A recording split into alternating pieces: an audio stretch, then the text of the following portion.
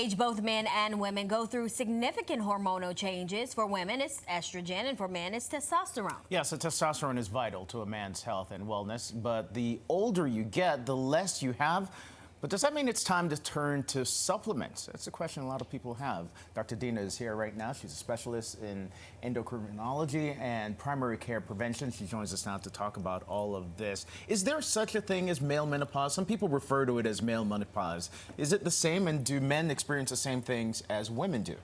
So male menopause is not the same as female menopause. In female menopause, there is cessation of the hormone estrogen, meaning that we're no longer producing estrogen. Yeah. But for men, it's a very slow process. It usually starts around age 40, and every year we have a 1% drop in the amount of testosterone. So it's a very gradual process.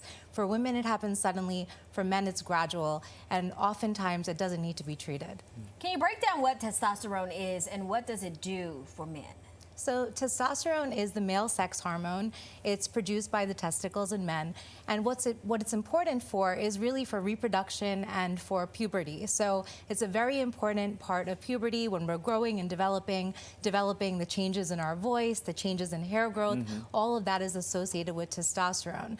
Testosterone is also important later on in life for help with increased libido or interest in sex, as well as for changes in erections. So, and that's what happens when testosterone happens as men age. You lose all of those elements, right? Gradually, we'll see a decrease in testosterone as men age, yes.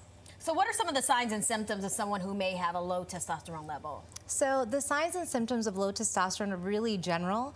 Typically, we say things like fatigue, which is a very generalized symptom, loss of interest in sex, changes in erections, and sometimes in profound cases, we might see a significant amount of muscle loss, which is one of the reasons why it's important to see your doctor when that happens.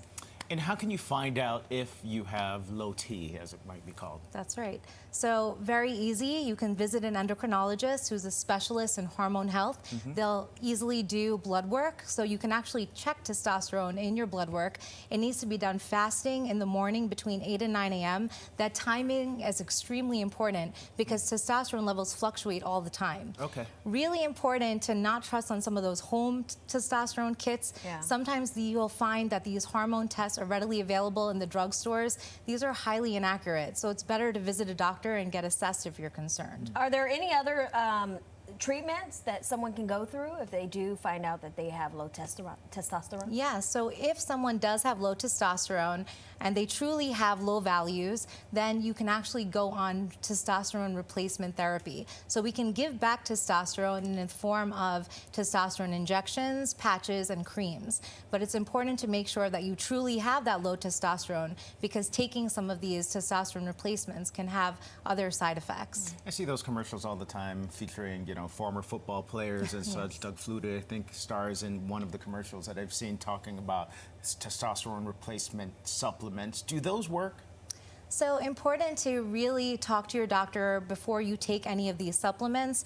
Oftentimes they may not necessarily work and they may cause more harm than benefit. We know that testosterone, when given even in the medical setting, can be associated with issues with the heart, like worsening heart failure, blood clots, as well as things like prostate cancer. So these are really significant side effects that we need to take seriously. So it's important to do this under the guidance of a doctor.